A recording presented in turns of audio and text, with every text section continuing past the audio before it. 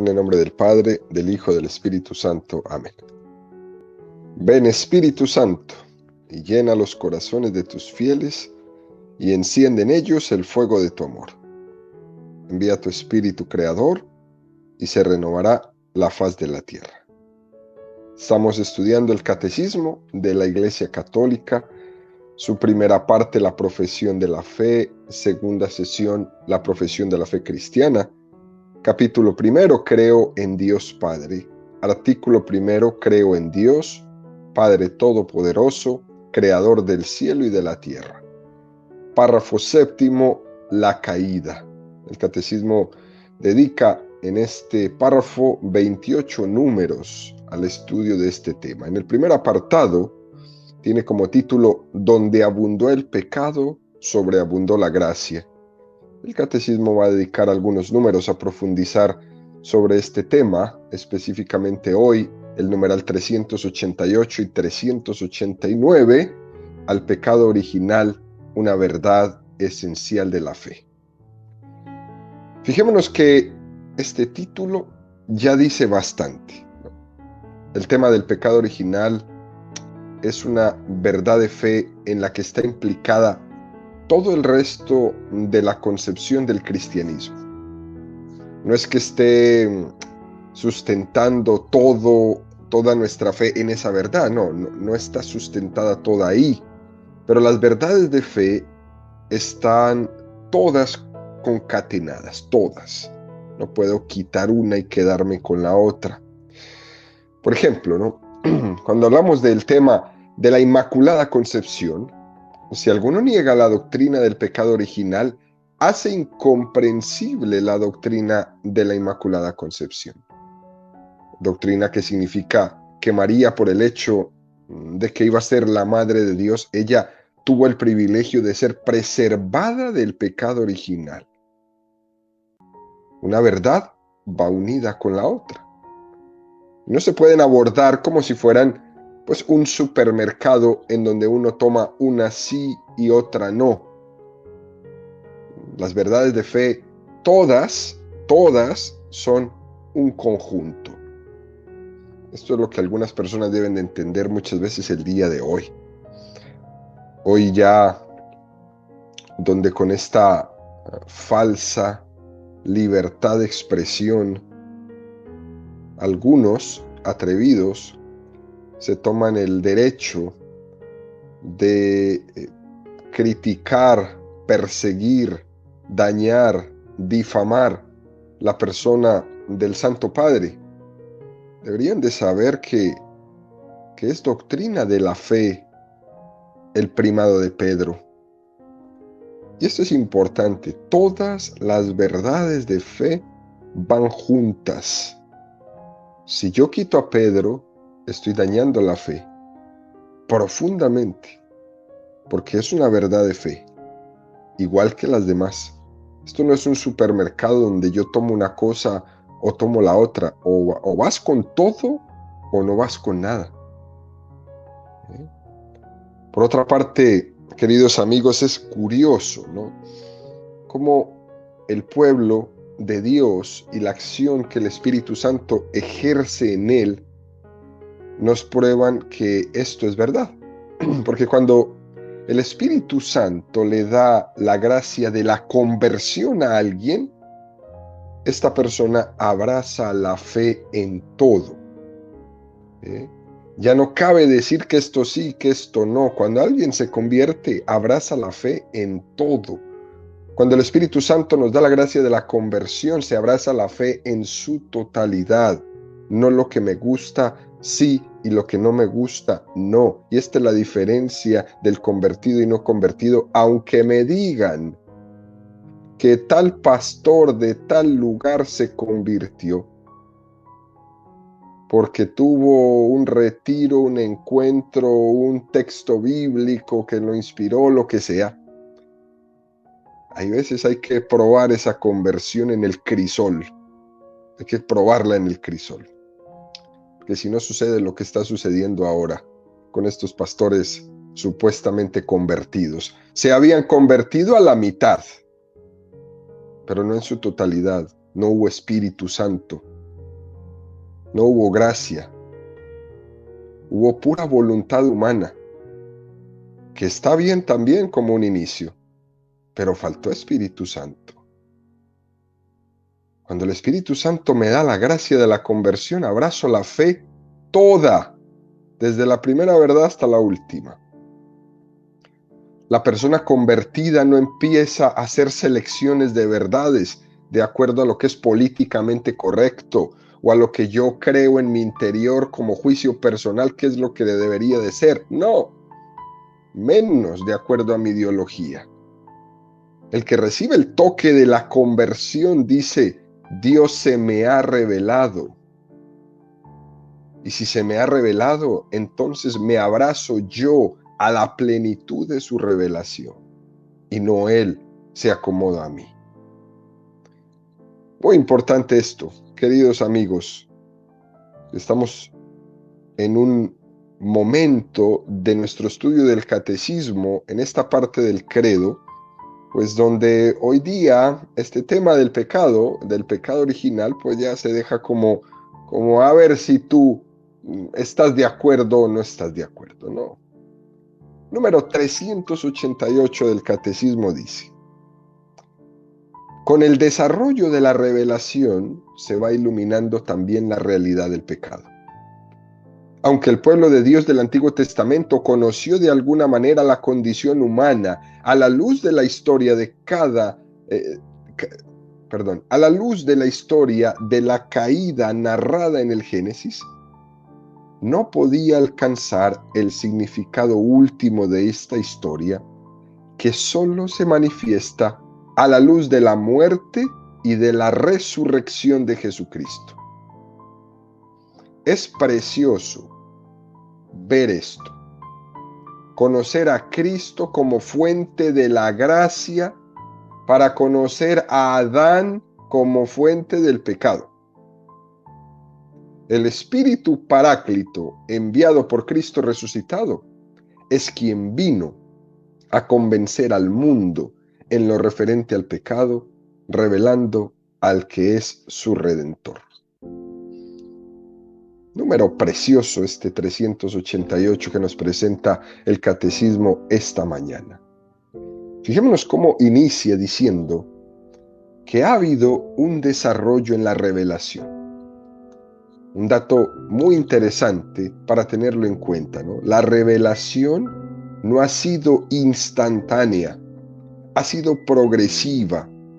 Y la plenitud de esa revelación ha llegado en Jesucristo, y el Espíritu Santo que Cristo envía desde el Padre se ha comprometido a irnos dando esa iluminación progresiva, esa comprensión de la plenitud de la revelación en Cristo. Pero no ha sido de un solo golpe.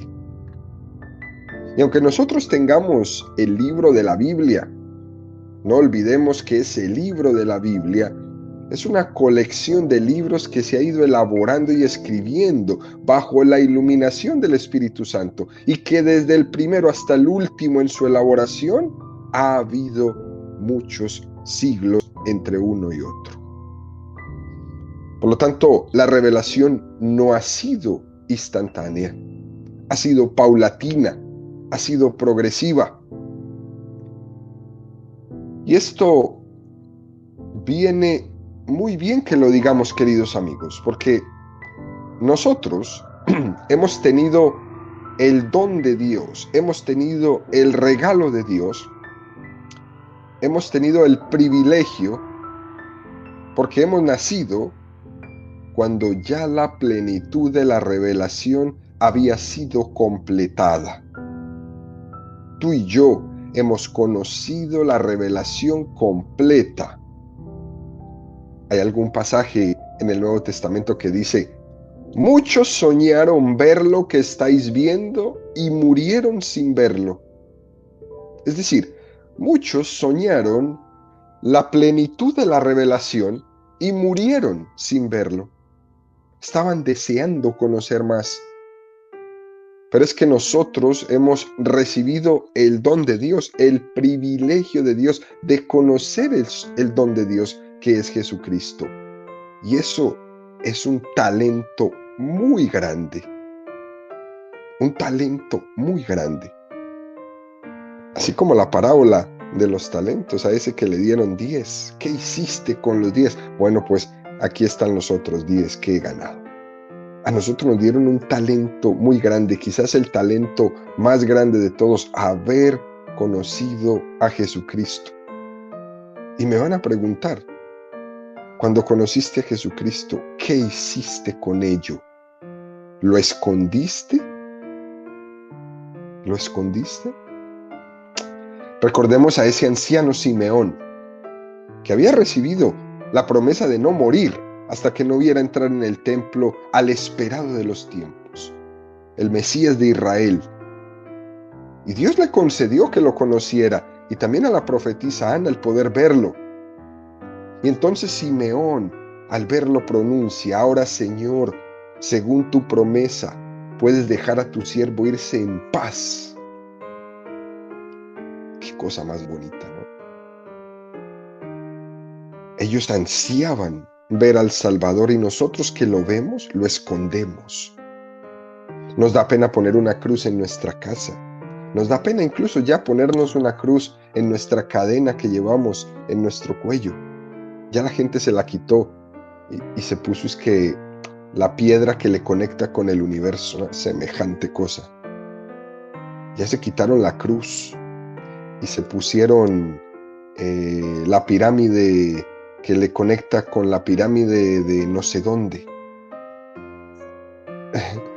Ahora, Señor, según tu promesa, puedes dejar a tu siervo irse en paz. Porque mis ojos han visto a tu Salvador, a quien has presentado ante todos los pueblos, luz para alumbrar a las naciones y gloria de tu pueblo Israel. Y nosotros somos ese Simeón. Nosotros somos esos privilegiados. Por eso, queridos amigos, cuando tenemos en nuestras manos la Sagrada Escritura o cuando vamos a la Eucaristía y escuchamos el texto de la liturgia, debemos decir: gracias, Señor, por permitirme escuchar, por permitirme ver tu revelación. Eso que tantos millones desearon y no pudieron, yo lo tengo hoy.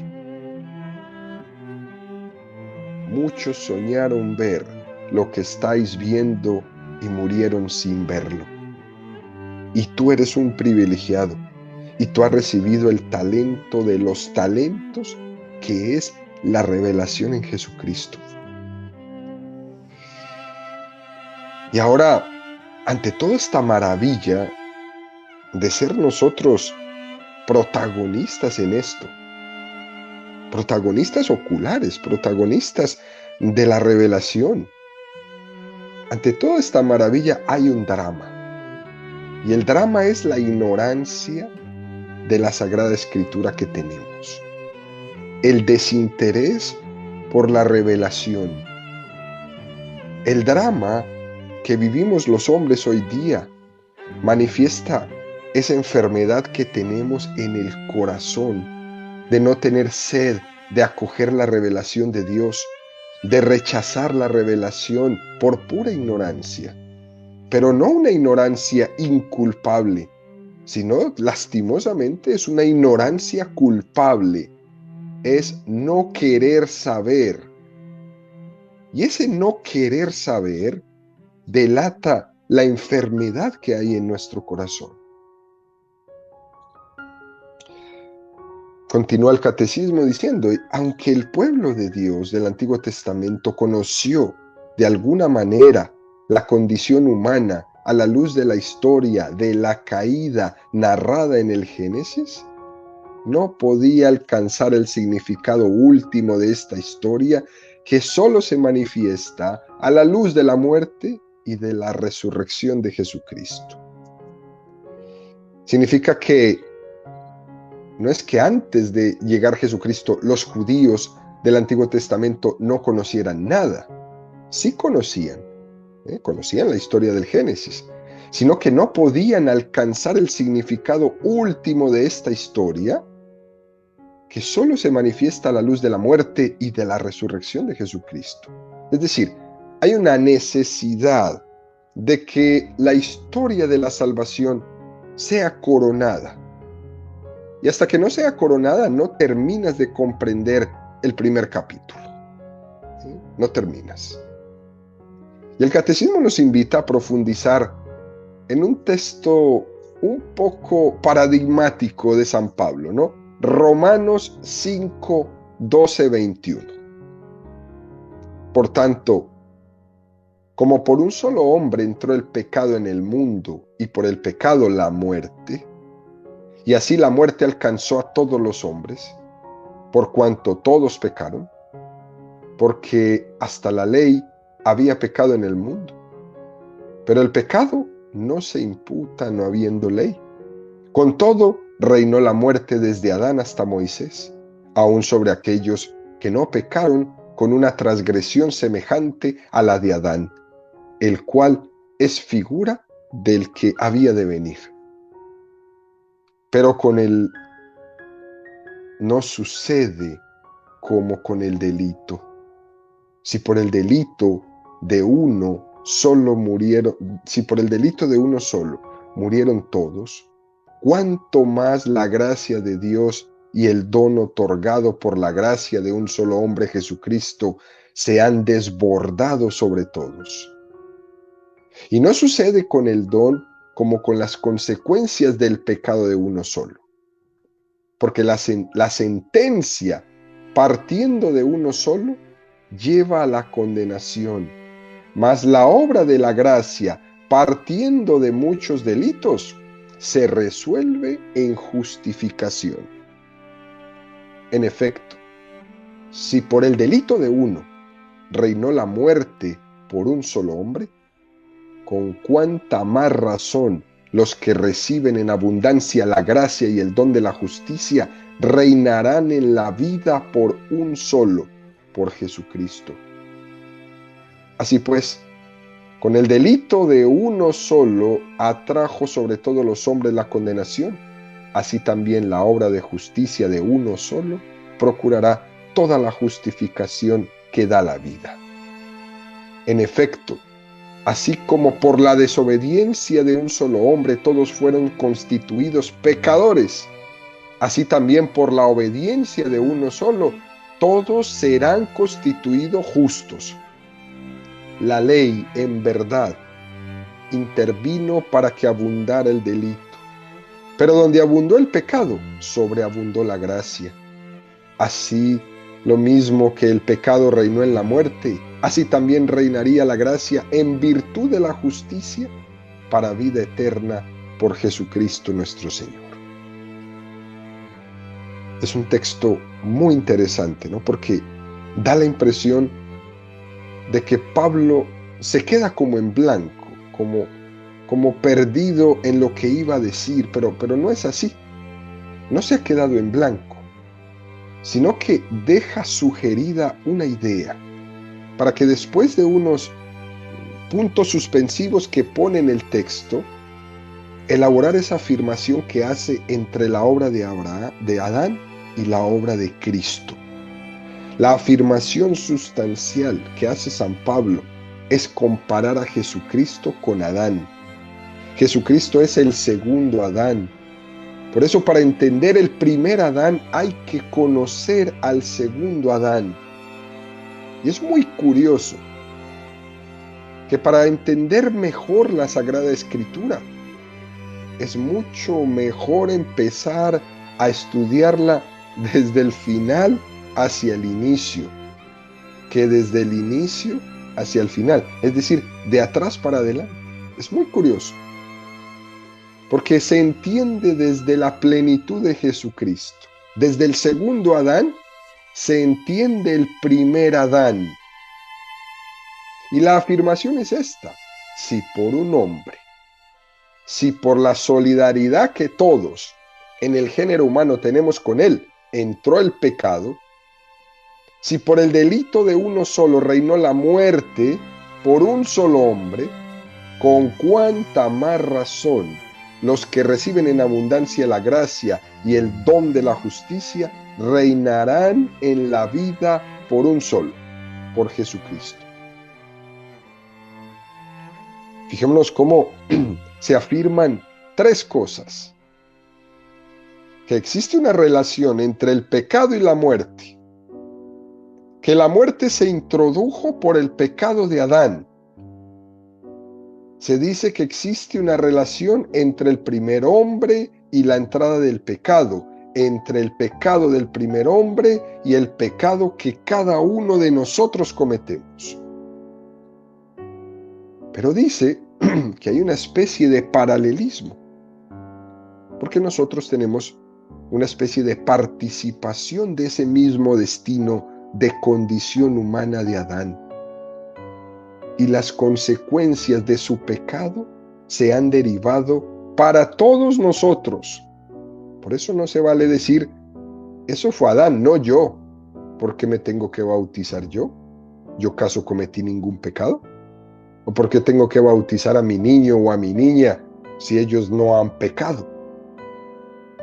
Esa pregunta, que es la pregunta más común de todos los papás, especialmente de estos papás jovencitos, tiene aquí su respuesta.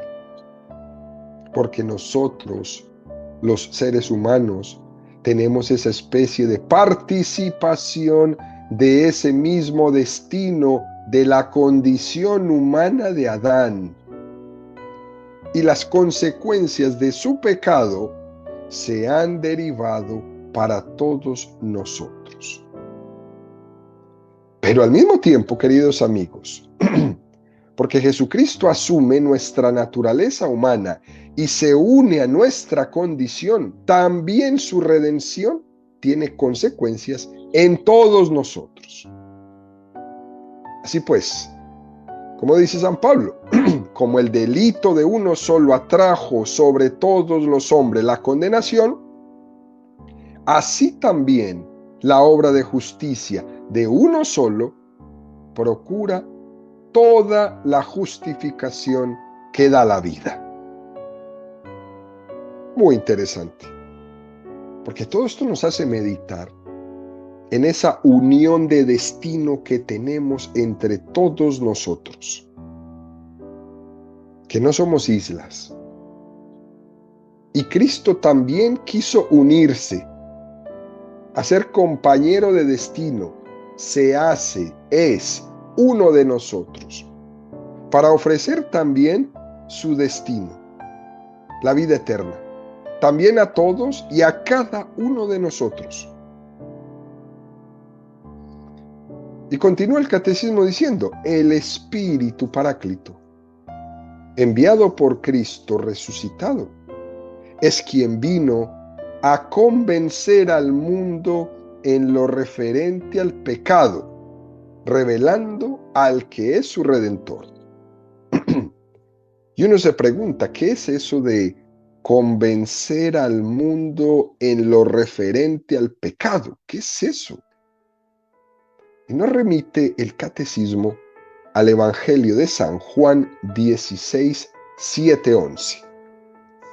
Pero yo os digo la verdad, os conviene que yo me vaya, porque si no me voy, no vendrá a vosotros el Paráclito, pero si me voy, os lo enviaré. Y cuando Él venga, convencerá al mundo en lo referente al pecado, en lo referente a la justicia y en lo referente al juicio. En lo referente al pecado, porque no creen en mí. En lo referente a la justicia, porque me voy al Padre y ya no me veréis. En lo referente al juicio, porque el príncipe de este mundo está juzgado. Es un texto del Evangelio de San Juan precioso. Y lo que nos dice, lo que nos resalta de importante este texto del Evangelio de San Juan es esa expresión de Jesús al decir que Él enviará al Espíritu Santo que viene en Pentecostés y que dejará convicto al mundo, es decir, dejará convencido al mundo acerca del pecado. Convencer al mundo en lo referente al pecado es una expresión muy curiosa. Se refiere a que nosotros, sin la luz del Espíritu Santo, no terminamos de entender el misterio del pecado. No lo terminamos de entender. Cuando estemos en la visión beatífica, contemplando a Dios cara a cara, allí, al ver la santidad de Dios, veremos todo claro. Pero aquí, en ese conocimiento de la fe, dependemos de la luz del Espíritu Santo que tenemos. Lo veremos más claro o menos claro, dependiendo cuánto sea nuestra relación con el Espíritu Santo. Fíjense bien, queridos amigos, Santa Teresa de Jesús, Santa Teresa de Ávila decía: habiendo abierto la ventana de la habitación y entrando la luz del sol, vi que la mesa, que pensaba que estaba limpia, de repente vi que tanto polvo tiene. Un ejemplo tan sencillo como eso. Abrió la ventana Santa Teresa y el rayo de sol entró e iluminó la mesa, que ella pensaba que estaba limpia. Y de repente la mira y la ve llena de polvo. Y eso seguramente a más de uno nos ha tocado. Eso, si lo llevamos a nuestra manera actual, hay veces vamos a lavar nuestro coche y limpiamos los vidrios, los limpiamos lo mejor posible. Y de repente nos montamos en el carro y cuando le pega el sol, vemos que quedó todo como manchado. Y dice, pero si yo lo acabo de ver, si lo acabo de limpiar. Y en la sombra yo no vi todas estas rayas que ahora con el sol estoy viendo. Qué mal me quedó limpiado ese cristal.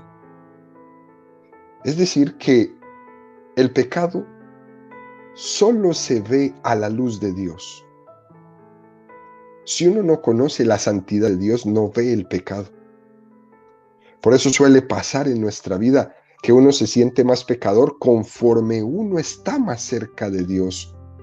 Y que uno se va volviendo una persona un poco más delicada, de no fallar, de no ofender, de comportarse, porque está más cerca de Dios.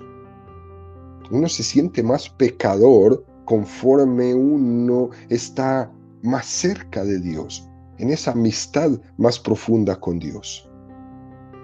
Y paradójicamente, cuando uno está más lejos de Dios, cuando uno está en rechazo y rebelión con Dios, menos pecador se ve. Menos pecador se ve. Y se esconde uno en ese lema tan común para nosotros, ¿no? Es que yo no le hago mal a nadie, no necesito de nada más. Ahí se esconden todos. Cuando uno está lejos de Dios, menos pecador se ve y busca cualquier disculpa para refugiarse ahí. Pero eso solo es un refugio. ¿Por qué? Porque hace falta conocer el misterio de la santidad de Dios para poder tener un punto de referencia, para poder tener un punto de valoración. Si no, acaba uno tomando por normal todo. Matar, bueno, o allá él, es como hoy día. La miseria del aborto. ¿Cómo es posible que una persona que cree en Dios pueda decir, pues es su decisión? Pero por Dios, ¿cómo que su decisión? Y tú te quedas tan tranquilo diciendo que sea ella la que decida y ya. Entonces, si decide matar al bebé, lo mata y ya, pues al fin de cuentas fue ella la que decidió. ¿En serio? Cuando uno está lejos de Dios, uno toma todo por normal. Uno acaba confundiendo todo según lo que hagan los demás. Y se termina bajo este sofisma tremendo, donde nos han metido a todos. Si todos lo hacen, entonces está bien. No, ¿quién dijo eso? ¿Cómo que si todos lo hacen, entonces quiere decir que está bien? Ese, a donde va Vicente, ahí va la gente, no. Y uno vive su vida en torno a lo que hagan los demás, diciéndose a sí mismo, pues al fin y al cabo, yo no soy el peor. Si estamos obrando mal, pues la culpa va a ser del que se inventó esta ideología, ¿no? Pues no. No. Y saben, lo peor es que esto nos está ocurriendo hoy día por la falta de luz. Porque en vez de abrir las ventanas las hemos cerrado y entonces pensamos que la mesa está limpia. Por eso con Santa Teresa de Jesús decimos, ¿no?, que entre la luz y que deje en descubierto lo que la sombra tenía ahí oculto. Hacer luz en nuestra vida. Darnos cuenta de para qué hemos sido creados por Dios. Darnos cuenta de cómo nos ha querido Dios. Y desde eso uno logra entender su vida y su pecado. Por eso no es cierto que la doctrina del pecado nos lleve en la iglesia una y otra vez a estar dándole vueltas en un eterno examen de conciencia, como nos tachan algunos. Eso no es verdad. Sino que es que el examen de conciencia es lo principal. Porque ese examen de conciencia es ponernos en presencia de Dios, a la luz de Dios, ver nosotros nuestra vida. El examen de conciencia no es un psicoanálisis. El examen de conciencia no es darle vueltas a la vida. El examen de conciencia es ponernos en la presencia de Dios y a la luz de su santidad, a la luz de su bondad, ver mi vida y entender mi pecado. Es como el pasaje de Zaqueo, queridos amigos, ¿no? Jesús, cuando entra en la casa de Zaqueo ahí en Jericó, Jesús no le da muchas vueltas a este asunto. No parece que Jesús le hubiera dicho a Zaqueo, oye, me han dicho que eres un ladrón, ¿no?, que eres un pecador. No hay ningún rastro de que Jesús le haya dicho nada de eso. Pero a la luz de Jesús en su casa, Zaqueo de la nada se pone de pie y dice, Señor, la mitad de mis bienes se la daré a los pobres. Y si algo le he robado a alguien, le daré 4 veces más. Es muy curioso esto, porque es que Zaqueo tiene esta reacción porque se ve en la luz de Jesucristo.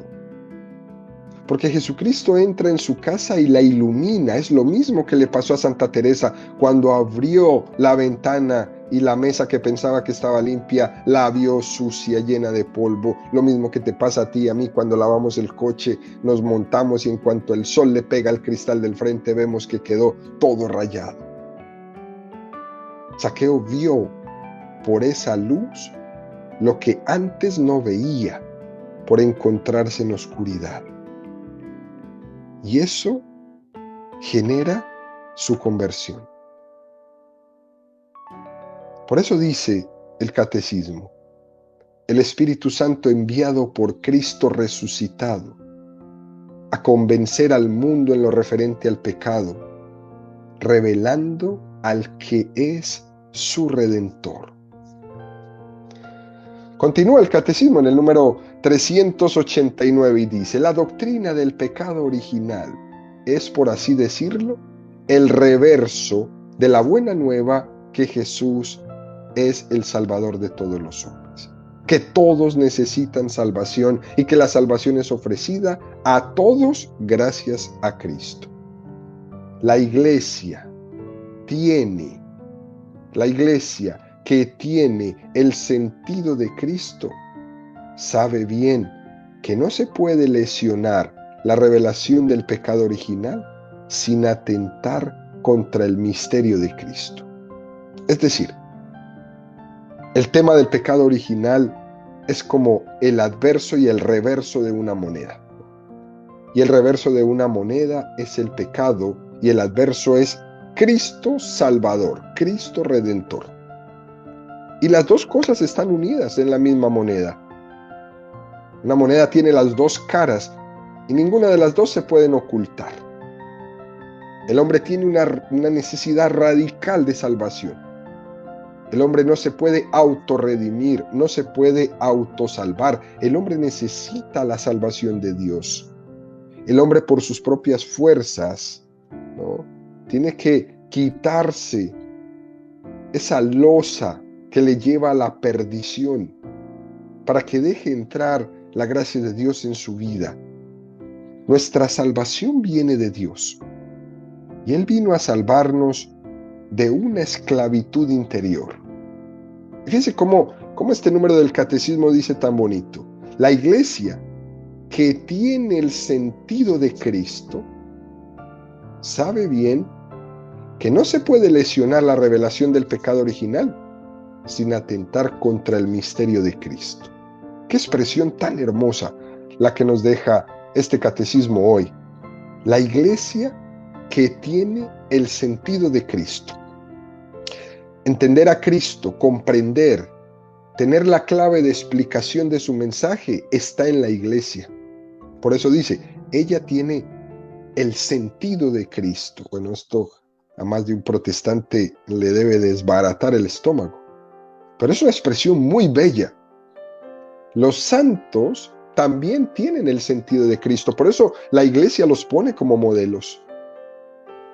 Y uno se pregunta, ¿por qué la iglesia tiene el sentido de Cristo? La respuesta es una respuesta muy hermosa. Porque el Espíritu Santo se le prometió.